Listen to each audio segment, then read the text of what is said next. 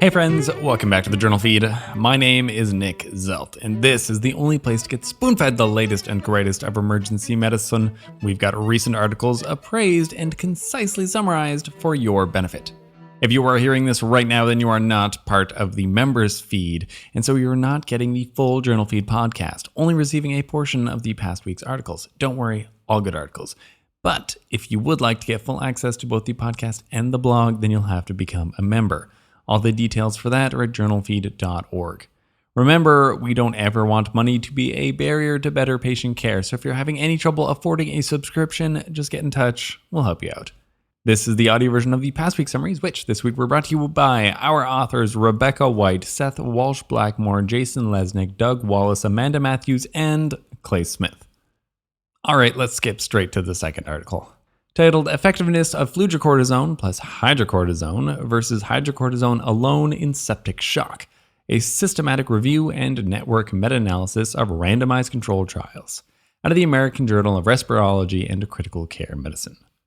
Steroids for septic shock have become increasingly favored. Even the surviving sepsis guidelines from 2021 was more or less in favor of them for persistent hypotension. Typically, we like to give hydrocortisone, because it's got some mineral corticoid properties. But we can do better. We can do more mineral corticoid by adding fludrocortisone.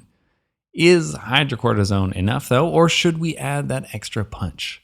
Of course, we would have a meta-analysis to answer this question because this is not a new question. But unfortunately, trials don't actually compare the two options head to head, hydrocortisone alone or hydrocortisone plus fludrocortisone. So we're left with a Bayesian network analysis to, indirectly compare interventions.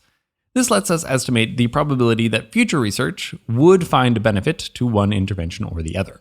It doesn't quite replace a real trial, but it helps us focus our research resources on questions that we might actually answer. Anyways, the trials that the authors found were on steroids versus controls in patients over 16 years old with septic shock. They found 17 RCTs for almost 8,000 patients to analyze. Only one trial of 509 patients actually compared the two interventions directly. And guess what? More steroids was more better. Fludrocortisone plus hydrocortisone found a 15% relative risk reduction compared with placebo. Hydrocortisone on its own did not have a significant benefit compared to placebo. Comparing the two interventions against each other, unsurprisingly, favors the two-steroid regime, though not significantly. That said, the probability of superiority for the combination therapy was 94%, with equal safety outcomes. The authors did a pretty good job here, but nothing quite replaces real trials. Finding a mortality benefit for a condition like this, it's kind of a big deal. It's not easy to find significant differences in mortality that are so easy to act upon. Also, these are relatively cheap drugs. If you want to start implementing this in your practice, then you can steal the dosing regime from the Approaches trial. You can give hydrocortisone at 50 milligrams IV Q6 hours and fludrocortisone given via NG tube at 50 micrograms daily.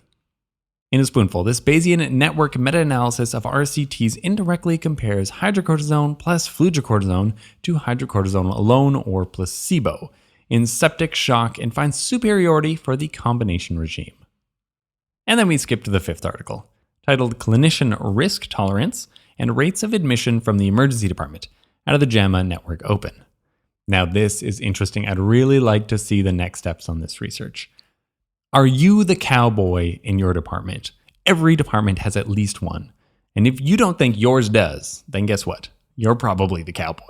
You see, these cowboys, they're sending people home that you wouldn't have the risk tolerance to do. But how much of a difference is this really making? Does this actually significantly change admission rates?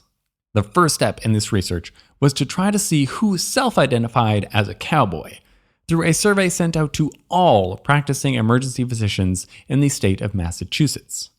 The survey was made up of 4 scales: the risk tolerance scale, the stress from uncertainty scale, the fear of malpractice scale, and the need for cognitive closure scale. Next, the authors used state all-payer claims databases to find emergency department visits with any sort of commercial insurance or Medicaid. They then linked those visits with survey responders who had seen at least 30 patients over the study period. Altogether, that came to nearly 400,000 visits across almost 700 physicians. Admissions for observation and transfers to higher levels of care were counted as admissions. The overall admission rates actually ranged a fair amount, from 36% at the 25th percentile to 48% at the 75th percentile, so there's quite a range there. They calculated projected rates of admission for common conditions, namely nonspecific chest pain, urinary tract infections, respiratory signs and symptoms, pneumonias, and syncope. They then compared the projected admission rates across actual admission rates, but there were no significant correlations there. So for those conditions, it meant that physicians were just as likely to overadmit as they were to underadmit. Essentially, they were pretty good projections. However, if you self-identified as having a greater risk tolerance on the survey, i.e. being a cowboy, then these doctors had significantly lower admission rates compared to the projections. I don't see how this data can be really useful to you clinically in your practice, but it is interesting to know that people that think they're cowboys might actually have lower admission rates than the people that know they're conservative. What would be interesting to see, much more interesting, would be to see patient outcomes according to physicians' risk tolerance. If admissions are different than our bounce backs, our adverse events, should more of us be cowboys or should less of us? That's what I want to know. In a spoonful, in this retrospective study of ED physicians in one state, researchers found statistically significant differences in admission rates among clinicians, but little consistency in admission rates across multiple conditions. Clinicians with greater tolerance of risk, what we call cowboys, had associated lower rates of admission when compared to projections. All right, that's all we have from this week. Let's do a quick wrap up, see what we learned. From the second article, if you're going to give hydrocortisone for septic shock, consider adding fludrocortisone to it. It's probably even better. And then from the fifth article, physicians who think they're cowboys might actually act like them. They appear to admit less patients than self-identified conservative doctors. Now, again, if you are hearing this right now, then you are not a part of the members feed, so you missed 3 articles from this past week. What do those articles talk about? Well, you missed a really great review on PE management. We talk about the digital age and why we need to incorporate it into our lives, our works.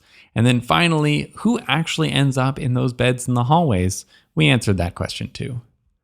Links to the original article summarized can be found at journalfeed.org. Just have a look in our show notes. Our goal here is for you to read less, learn more, and save lives, one spoonful at a time. Thank you.